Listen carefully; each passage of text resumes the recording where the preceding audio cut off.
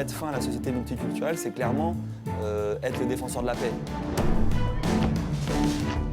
On est un pays, incontestablement, c'est un constat, hein, il ne s'agit pas de dire que c'est bien ou pas bien, c'est comme ça. On est un pays multiethnique, multireligieux, mais il y a plein de Français qui n'en savent rien.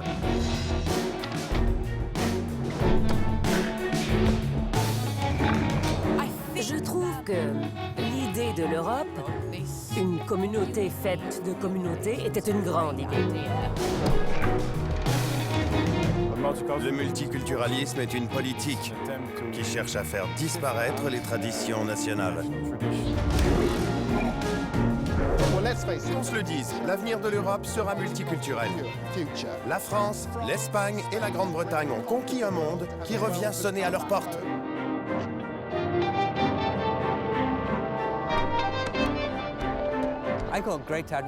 J'admire le Canada en tant que pays multiculturel, parce qu'il a été le premier pays au monde de l'époque moderne à se définir comme étant multiculturel.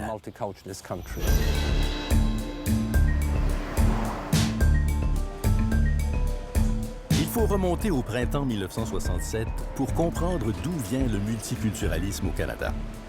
Nous sommes à Montréal, à l'Exposition universelle de Terre des Hommes. 62 pays sont invités. L'esprit est à la fête et à la découverte des autres cultures. L'expression à la mode, citoyen du monde. L'idéal d'ouverture de Terre des Hommes, c'est aussi l'idéal de l'homme politique qui allait implanter le multiculturalisme. In the spring of '67, the Justice Minister walked up from the expo site. It was the best of times for the international man. A good corner, eh? You don't only meet French and English, but you meet Canadians of many origins which are here in Montreal, and I think this is a good thing, to broaden their horizons and to realize that the world is really open to everyone.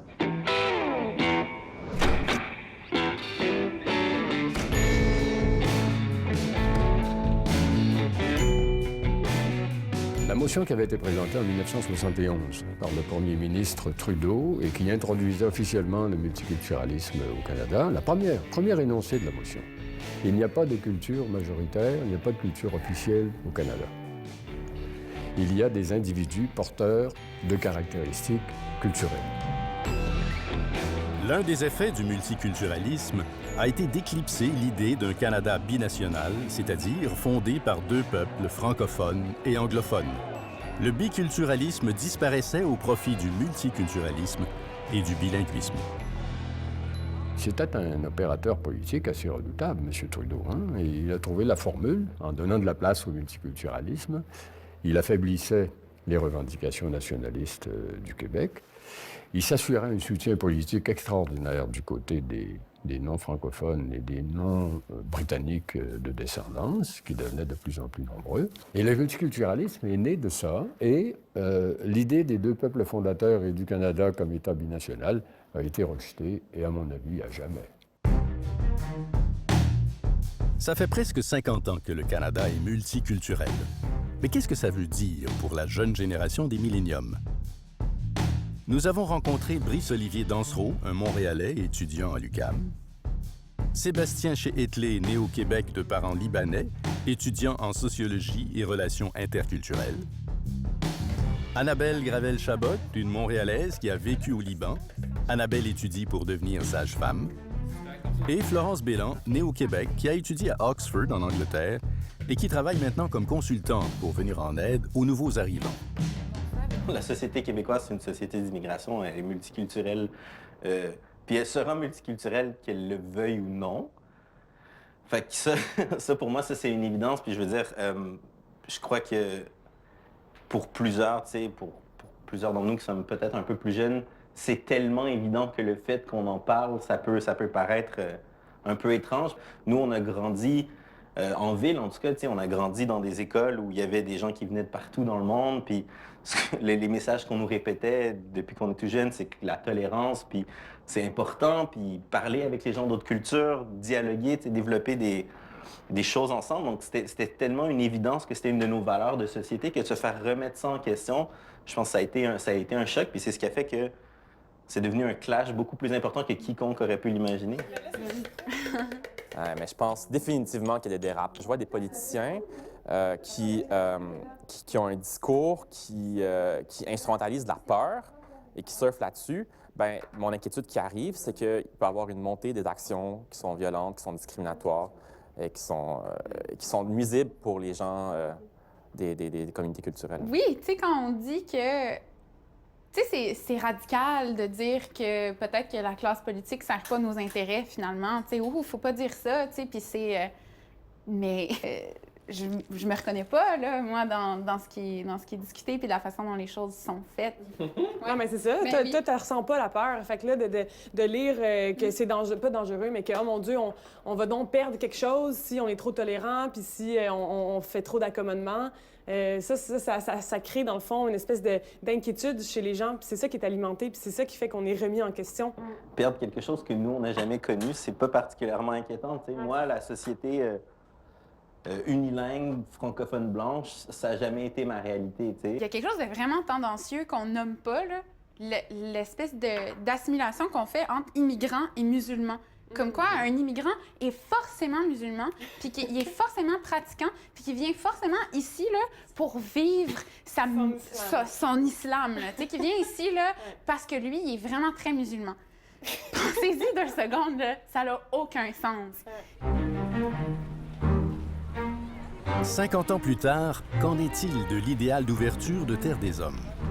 Cette idée qu'on peut être citoyen du monde et sans frontières, comment se porte-t-elle? Le Canada a été le premier pays au monde à se définir comme multiculturel. Mais comment le multiculturalisme est-il perçu en Europe? Alors, c'est très varié en Europe, mais j'ai de l'espoir dans la plupart des pays qu'on s'en sorte, mais il y en a qui me préoccupent. La Hollande. D'après moi, il y a un grand problème avec l'islam partout dans le monde. Pas seulement dans les pays musulmans, mais partout où il existe d'importantes minorités musulmanes. L'ensemble de la situation devient de plus en plus délicate. Et lorsqu'on comprend mal le problème, il est préférable de ne pas le laisser dégénérer. Je pense donc que pour l'instant, il vaut mieux mettre fin à l'immigration musulmane.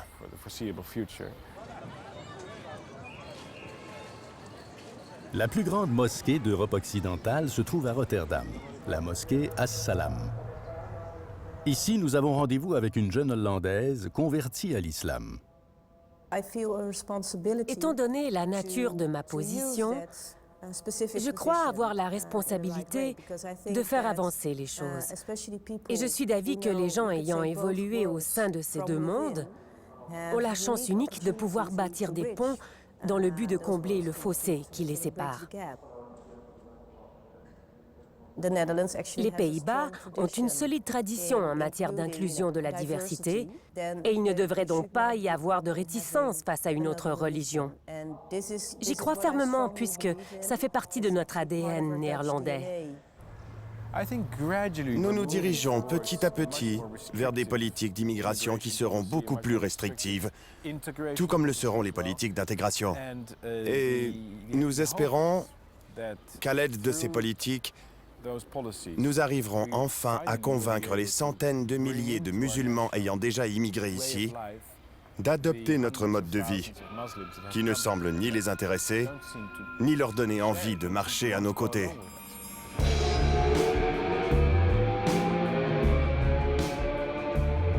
Rotterdam est la première ville d'Europe à avoir élu un maire de confession musulmane, M. Ahmed Aboutalem.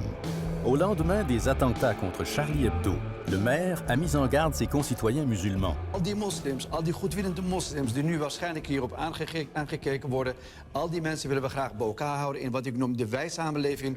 Ja, en als je het hier niet ziet zitten, omdat je humoristen niet ziet zitten die een krantje maken, ja, mag ik het zo zeggen, rot toch op?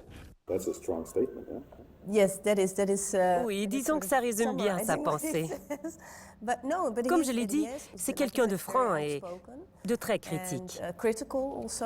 Et de toute évidence, il s'agit d'un homme qui refuse de jouer à la victime et qui donne l'exemple en prenant sa vie en main et en apportant sa contribution. Nous voulons d'abord et avant tout défendre notre mode de vie. Nous voulons défendre notre société axée sur la tolérance, où les hommes et les femmes ont les mêmes droits, où il y a un état de droit, où l'on peut se promener dans la rue sans craindre une attaque terroriste, et où l'on peut critiquer n'importe quelle idée, n'importe quel prophète et n'importe quelle religion sans risquer sa vie. Le fait de défendre ces valeurs n'a rien de réactionnaire. C'est plutôt un idéal très progressiste.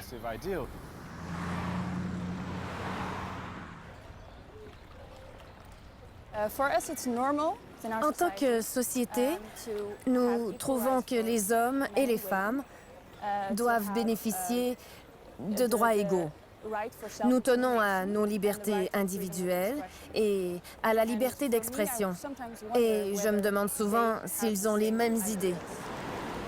Pour l'instant, j'ai un peu de mal à croire que les autres cultures aient vraiment l'intention d'adopter nos idéaux.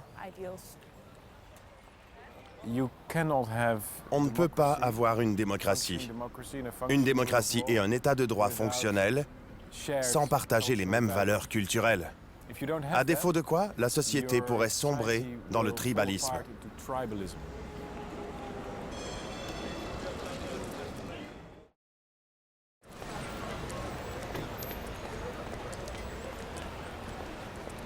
Charles Taylor est un des philosophes québécois les plus réputés. Il est un ardent défenseur du modèle multiculturaliste canadien. Selon lui, l'une des situations les plus difficiles en Europe, c'est celle de la France. Mais là, il y a un problème terrible. Imaginez l'histoire entre la France et l'Algérie depuis 1830. C'est une histoire des plus conflictuelles, des plus tristes, des plus productrices de haine. Et je crois que 75 ou 70% des musulmans en France, ce sont des gens qui viennent de l'Algérie. Alors, c'est vraiment extrêmement difficile de les intégrer pour toutes sortes de raisons. En fait, le moindre accroc et des deux côtés, il y a des ressentiments et des stéréotypes négatifs qui sortent.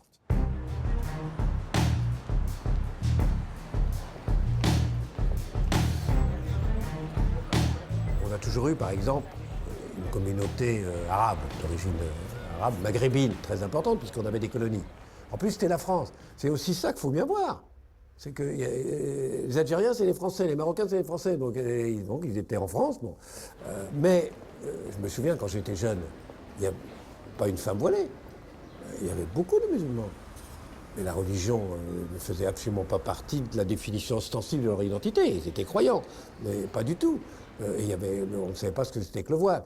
Alors le phénomène nouveau, pas qu'en France, en général, d'une façon générale, c'est en effet cette montée d'abord de la religion, puis d'un islamisme, disons, modéré, puis d'un islamisme moins modéré, et surtout, plus attentatoire, alors là on touche l'essentiel, à ce qu'est la définition même, au meilleur sens du terme, de ce qu'est la France, qui est la démocratie, l'identité, la laïcité, le rationalisme, la République. C'est-à-dire la France qui est quand même ça, qui s'est construite comme république, laïque, rationaliste, ouverte, mélange de cultures, se heurtant tout à coup à son contraire, ou le percevant comme son contraire, ça crée absolument le mal-être. En octobre 2013, un groupe d'extrême droite, Génération Identitaire, faisait parler de lui en prenant d'assaut le chantier d'une mosquée dans la ville de Poitiers. L'organisation a ses quartiers dans plusieurs villes de France. Elle mobilise surtout les jeunes. Jules a 19 ans. Aujourd'hui, on pense vraiment qu'il y a une déconnexion totale entre ceux qui nous gouvernent et le peuple qui, aujourd'hui, refuse. On a marre de subir cette société multiculturelle qui lui est imposée. Nous voulons réaffirmer notre identité française, réaffirmer cette identité par des actes, par un discours cohérent. Je me suis engagé, j'ai commencé à être sensible aux idées identitaires entre mes 16 et mes 18 ans. En 2012, quand on a lancé le mouvement, on avait tourné une vidéo qui s'appelait « C'est une déclaration de guerre ». Alors c'était une déclaration de guerre aux élites issues de mai 68, parce qu'il faut savoir qu'en 2012, et puis aujourd'hui encore un petit peu, les gens qui nous gouvernent sont des gens qui avaient à peu près 20 ans en mai 68. Donc ils ont pensé construire une société sans racines, sans cadre, sans patrie, sans nation. Et nous, par contre, on est la première génération à avoir vécu dedans et avoir testé cette société. On en vient aujourd'hui à faire du communautarisme et à vivre dans une société qui est multiculturelle. On vit comme ça, la France est devenue une mosaïque de peuples qui vivent les uns à côté des autres mais qui n'ont rien à se dire, qui ne partagent plus rien.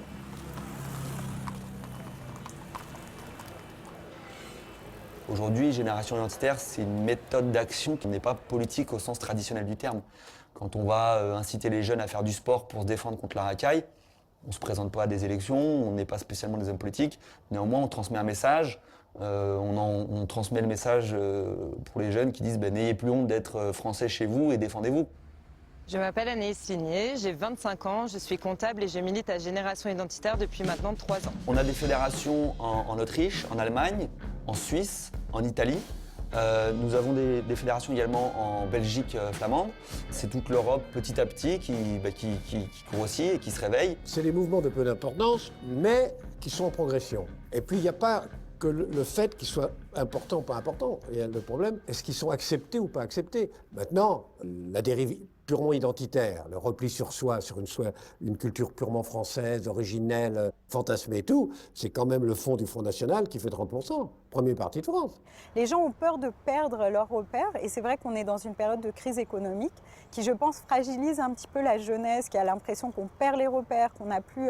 Et c'est vrai que l'étranger devient une espèce de bouc émissaire en disant il va déformer notre pays, on va perdre ce qui constituait notre identité. Toute une fraction de la droite condamne le multiculturalisme. Mais vous leur demandez pourquoi vous êtes contre le mélange des cultures, vous êtes contre le fait que c'est l'apport de l'Orient, de l'Occident, de la latinité, de l'hellénisme, etc. Ah non, pas du tout, pas du tout. C'est pas ça qu'ils entendent. En fait, quand ils parlent, il faut bien comprendre ça, quand ils parlent de multiculturalisme, eux, ils entendent communautarisme.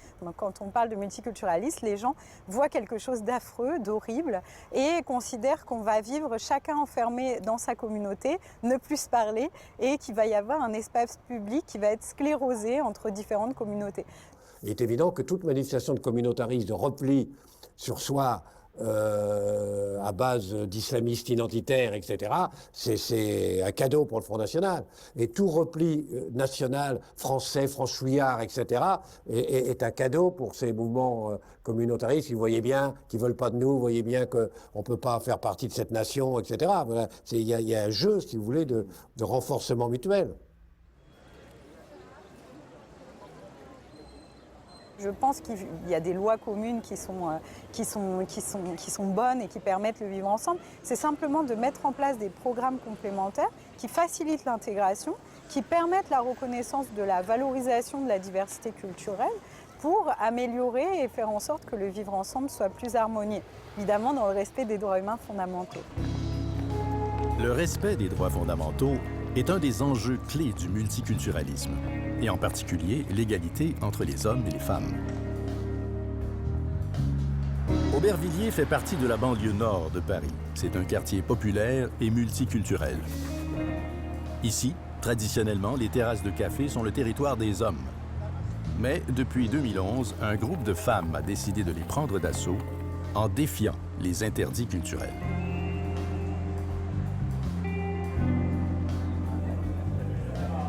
D'abord, on est dans un quartier très populaire ici. Et comme on connaît aussi Paris, et qu'on sait qu'il y a de belles terrasses à Paris, quand on a vu les chaises s'installer sur le devant du café, on s'est dit « Waouh, on va avoir notre terrasse ». On est donc arrivé là. Toute la terrasse était occupée par des hommes. Et à chaque fois, hop, il y avait une chaise de libre, on s'asseyait. Hop, il y avait une table de libre, on s'asseyait, etc. Et au bout d'un moment, quand on s'était accaparé en douceur la moitié de la terrasse, les hommes qui étaient là ont compris qu'il se passait un truc. Donc il y a eu une résistance. Ils ont commencé à essayer de s'asseoir comme ça, etc. Ils ne savaient pas combien on allait être, etc. Et petit à petit, chaise après chaise, table après table, on s'est installé sur toute la terrasse. Et on était drôlement contentes de nous. Et moi, j'étais le premier café donc, à être près d'assaut. Il y en a, peut-être ils n'ont pas l'habitude. Il y en a eu d'autres, ils commencent à se dire mais oh, c'est quoi les femmes, qu'est-ce qui leur arrive, ils commencent à prendre le truc, ouais on veut ça, ils tapent sur le comptoir, mais qu'est-ce qui se passe quand ça commence à arriver. Et puis je leur ai dit que voilà, ils cherchent leur place quand même, parce que c'est vrai quand on danse à faire, on regarde dans les quartiers populaires par exemple, on voit que des hommes. Je les ai toujours accompagnés de leur combat et je les soutiens et je les soutiendrai toujours. pense que c'est un message qu'on adresse à toutes les cultures. Les cultures, elles ont chacune une analyse du rôle de leur femme, de la femme dans chaque culture. Mais en réalité, nous, on travaille un petit peu au-dessus de ça, c'est-à-dire qu'on arrive à réunir les femmes. Sans égalité homme-femme, on ne peut pas arriver à une harmonie dans un lieu.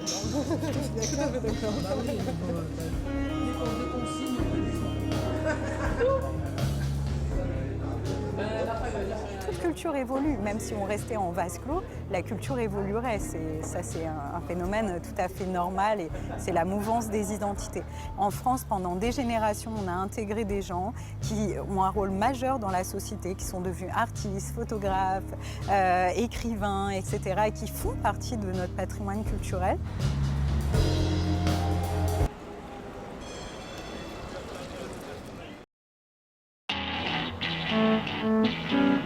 Londres, métropole de l'Europe. Près de la moitié de sa population est d'origine immigrante. En fait, de toutes les sociétés européennes, la Grande-Bretagne est la plus diversifiée et la plus multiculturelle. Elle est peut-être même un concentré de ce que pourrait devenir l'Europe. Le destin de l'Europe n'a pas d'autre choix que de devenir pluriel. L'Europe ne peut plus être perçue comme un continent blanc et chrétien. Ce serait une erreur. Je trouve qu'en ce moment, l'Europe gère plutôt mal son immigration. Mais je suis certaine qu'en unissant nos forces, en restant informés et ouverts d'esprit, tout en agissant, on pourrait sûrement améliorer les choses. À mon avis, le fait de rencontrer des gens différents est ce qui rend la vie intéressante. Ça nous permet d'évoluer, de remettre en question nos mauvaises habitudes et de se demander qui on est, ce qu'on fait et où on va. Le multiculturalisme crée une nouvelle identité nationale, un nouveau nous. Les Américains ont ouvert la voie en utilisant des expressions telles que Irlandais américain et Noir américain. Et c'est ce que nous avons commencé à faire en Grande-Bretagne. On est sans doute le seul pays européen à avoir suivi le pas. En Allemagne, il serait dur de dire « je suis un Turc allemand ». On vous répondrait que vous ne pouvez pas être allemand si vous êtes turc. En France, vous aurez droit à la citoyenneté, mais de dire que vous êtes un Français arabe serait mal vu. Alors qu'en Grande-Bretagne, il est tout à fait acceptable de dire « je suis un Noir britannique », je suis un hindou britannique, je suis un musulman britannique. Et c'est très acceptable. Je me décris comme étant un noir britannique et je suis fier de mes origines antillaises. Dans le monde moderne, la plupart d'entre nous avons plusieurs identités différentes. C'est certainement mon cas et c'est ce qui rend la vie bien plus intéressante. Le député David Lammy représente la circonscription multiethnique de Tottenham dans le nord de Londres. Les rapports difficiles entre les communautés noires et la police ne datent pas d'hier. Grandir à Londres dans les années 70 et 80 n'a pas été facile. Il y avait d'importantes tensions, particulièrement entre la police et les jeunes Antillais de race noire de deuxième génération. Le racisme était omniprésent. On le voyait même à la télévision, c'était flagrant. Je pense que le racisme est toujours présent dans notre société, comme ailleurs dans le monde. Il est moins flagrant et plus dissimulé. J'ai bien sûr subi des préjudices comme tant d'autres, mais je crois qu'au cours des dernières années, la Grande-Bretagne a fait des progrès.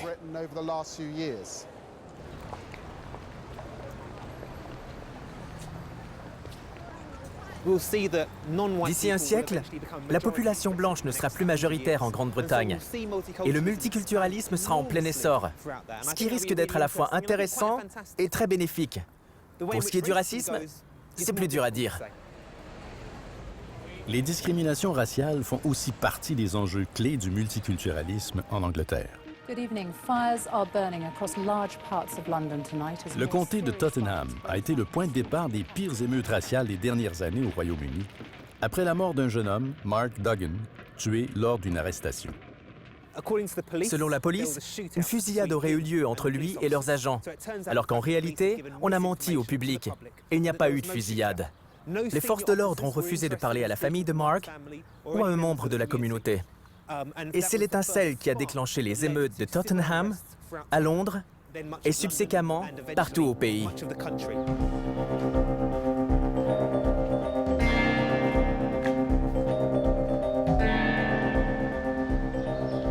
On entend souvent dire que plus il y aura de multiculturalisme, moins il y aura de racisme. J'ignore si c'est vrai.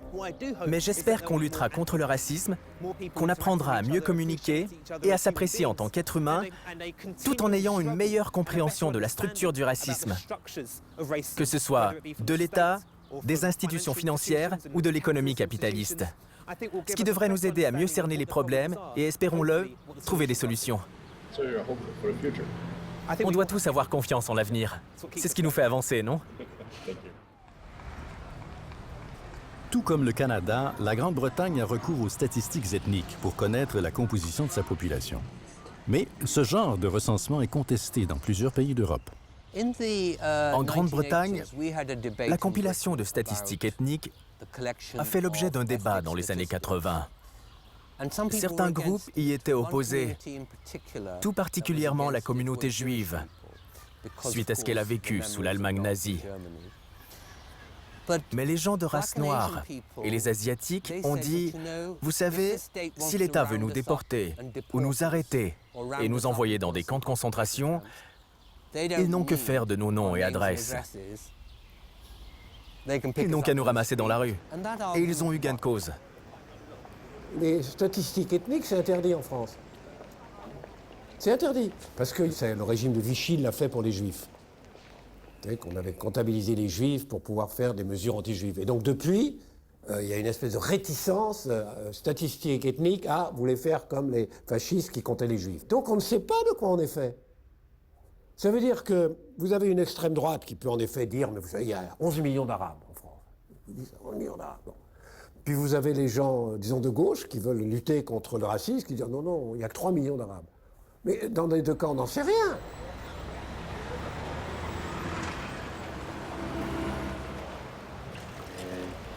Si on reconnaît avoir un problème de discrimination raciale, on doit alors se demander quelle en est l'ampleur.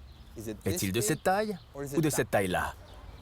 On ne peut pas s'attaquer au racisme sans être explicite. Si on fait abstraction des couleurs, tout le monde devient français. On ne reconnaît plus les Français blancs ou encore les Français noirs et on ne pourra jamais découvrir la source du racisme. Cet aveuglement contribue à perpétuer l'ignorance entourant le racisme, à perpétuer l'inaction envers le racisme et à perpétuer la progression et l'aggravation du racisme.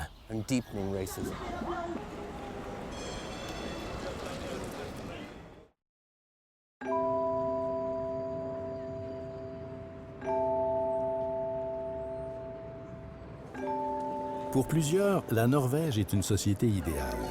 Un pays d'à peine 5 millions d'habitants qui se classe toujours parmi les premiers à l'indice mondial du bonheur. C'est en fait un des pays les plus démocratiques et paisibles au monde. C'est pourtant ici, le 22 juillet 2011, qu'a été commis l'un des pires crimes contre l'immigration et le multiculturalisme. Un terroriste d'extrême droite, Anders Breivik, affirme déclarer la guerre aux politiques multiculturalistes de la Norvège. Il fait sauter un camion bourré d'explosifs devant les bureaux du premier ministre et tue 8 personnes. Puis, il se dirige vers l'île d'Utøya, où sont réunis les jeunes du Parti travailliste norvégien. Il abat froidement 69 adolescents d'une balle dans la tête. Le terroriste a voulu s'attaquer au multiculturalisme et à la social-démocratie en tuant 69 jeunes adultes à Utøya. La Norvège est un pays paisible, où l'on se croyait à l'abri d'un tel événement. L'ensemble de la population était en état de choc, surtout par rapport au massacre de jeunes adultes politiquement engagés.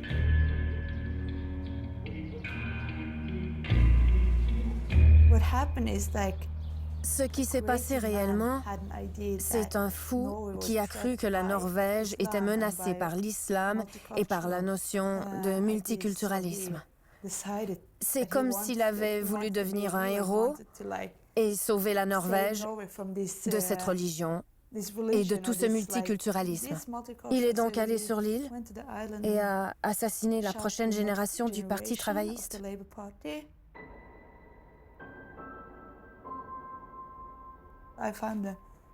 Je me suis cachée dans une caverne et j'ai attendu pendant des heures jusqu'à ce que des gens en bateau viennent nous chercher. Elle n'a pas pu s'enfuir. Elle a été tuée par Breivik.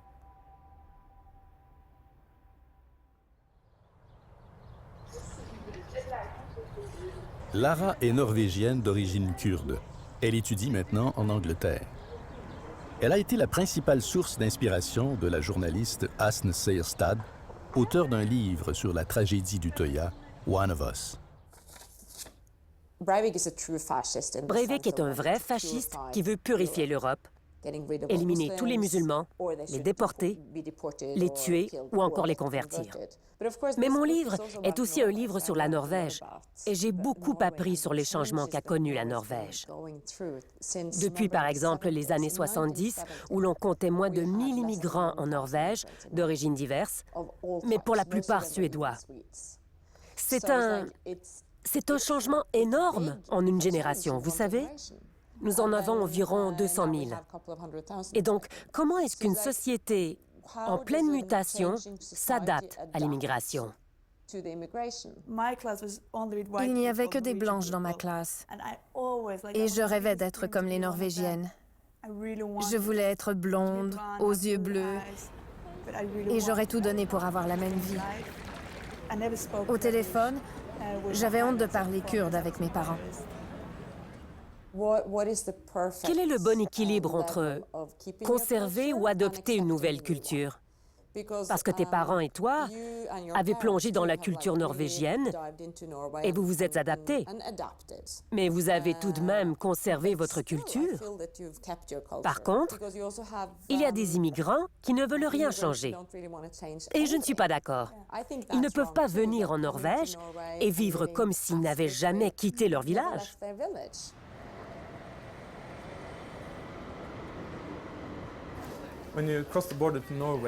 Lorsqu'on traverse la frontière norvégienne, il est important de comprendre quelles sont les valeurs qui définissent cette société. L'égalité, l'état de droit, la liberté d'expression et l'acceptation des différences. On doit ensuite s'assurer que tout le monde ait accès à l'éducation gratuite au sein de nos écoles publiques, afin que les gens aient un lieu de rencontre, peu importe leurs origines ethniques ou leur classe sociale. C'est d'après moi un élément essentiel au développement de la tolérance dans une société multiculturelle.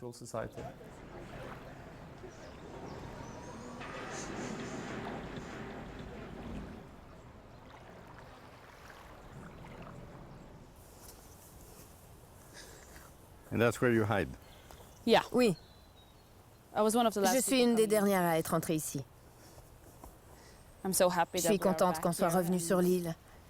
Et je crois qu'à l'aide de son histoire, on arrivera à la transformer en un lieu unique et enrichissant.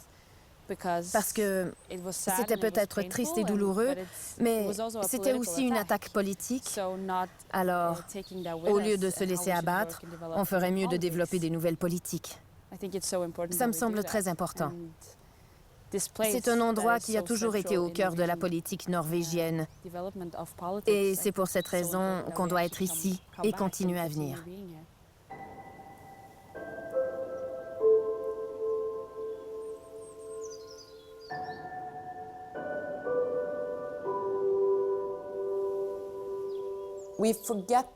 On oublie l'aspect politique de ces meurtres. Ces victimes n'ont pas été choisies au hasard. Elles ont été tuées pour leurs convictions, pour le choix de leur parti ou pour leur lien avec l'État. Ce sont des martyrs politiques. Ce que l'attaque terroriste de 2011 à Utøya m'a enseigné, c'est que le monde pouvait être beaucoup plus cruel et plus sombre que ce que j'aurais pu imaginer. Devrait-on ériger des barrières entre les gens ou se concentrer sur ce qui nous unit et nous permet d'avancer ?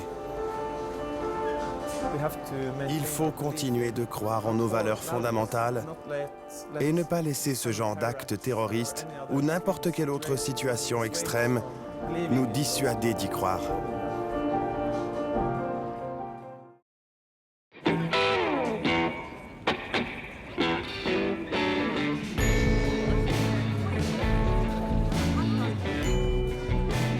Les années ont passé depuis l'Exposition universelle de Montréal et l'adoption de la politique du multiculturalisme par le Canada.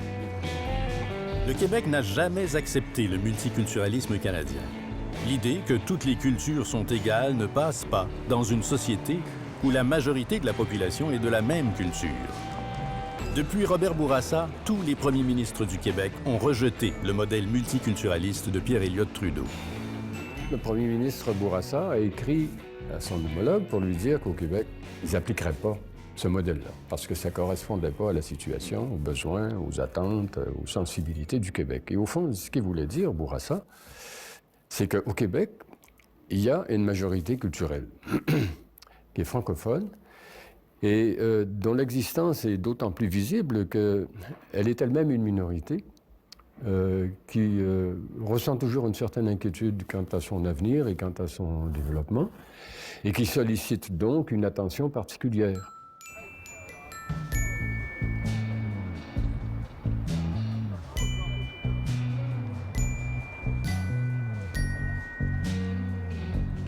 Le Québec a donc développé son propre modèle d'intégration, l'interculturalisme. Un modèle qui est souvent cité en exemple dans plusieurs pays européens. Ce que je trouve extrêmement intéressant dans l'interculturalisme, c'est le fait de valoriser parallèlement les identités des personnes issues de l'immigration et l'identité majoritaire. Alors je pense que là, il y a vraiment quelque chose effectivement à garder. On parlait tout à l'heure de la peur de perdre l'identité collective. L'interculturalisme québécois tend à valoriser et l'identité majoritaire en disant cette identité est importante, il faut la conserver, il faut conserver la langue, il faut conserver les particularités collectives de cette identité, mais ça ne nous empêche pas d'être tolérants à l'égard des minorités issues de l'immigration. Je pense qu'on doit dorénavant concevoir le multiculturalisme comme étant inclusif. Et cela dit, nous devons plus spécifiquement y inclure la notion d'identité majoritaire. Non pas d'identité majoritaire exclusive, mais inclusive. Tout comme nous ne voulons pas de minorité identitaire exclusive non plus. Je crois que le fait d'éduquer les jeunes générations et d'évoluer dans des communautés multiculturelles où même nos voisins et nos amis sont d'origines diverses nous donne l'occasion rêvée de découvrir la diversité dans un contexte positif. Mieux vaut considérer la diversité comme un avantage et à partir de là, voir à quel point l'ensemble de nos différences peut nous aider à évoluer. La diversité rapproche les gens et c'est la force motrice derrière toute forme de progrès. Si tout le monde était pareil, rien ne se produirait.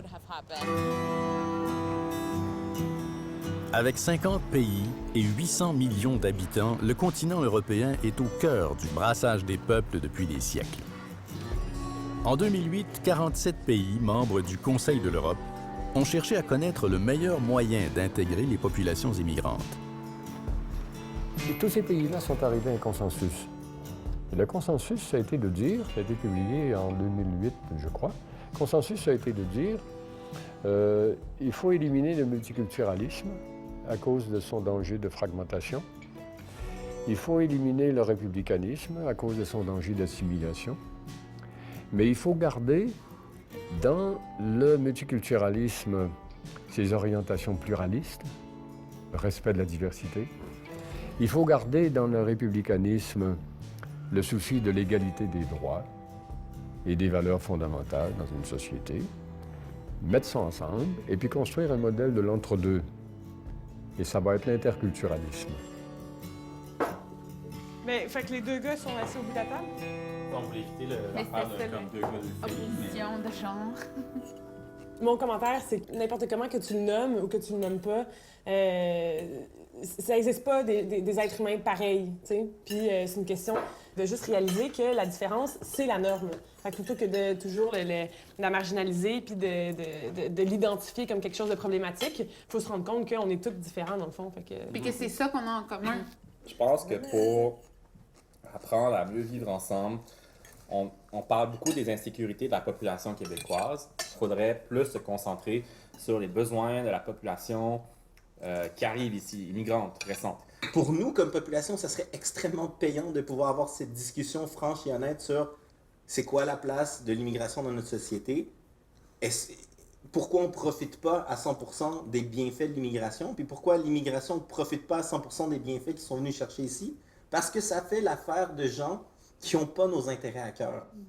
À un moment donné, il faut qu'on dépasse leur discours à eux qui se sont construits entre eux pour avoir une vraie discussion entre nous. Parce que sinon, on est pris dans l'espèce de polarisation ridicule.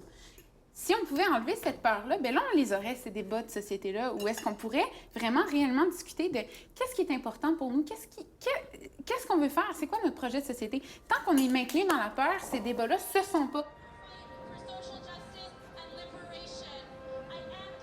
Au Canada, comme ailleurs, l'ignorance et la peur de l'autre peuvent devenir meurtrières. Le 29 janvier 2017, une attaque contre la Grande Mosquée de Québec a fait 6 morts et plusieurs blessés. Tous étaient des Québécois issus des minorités culturelles.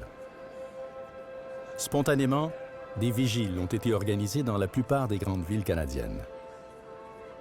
Au lendemain de cet attentat, dans l'émotion et l'élan de solidarité qui ont suivi, les différences interculturelles ont pu apparaître un moment sous un éclairage différent et plus humain. Quand j'ai appris qu'est-ce qui s'est passé, qui est du terrorisme, faut pas avoir peur de ces mots-là quand ces situations-là se produisent. Moi, j'ai juste eu envie de protéger les gens qui sont visés par ces actes-là. Puis j'ai juste... Ouais, c'était ça mon sentiment. J'ai eu besoin de protéger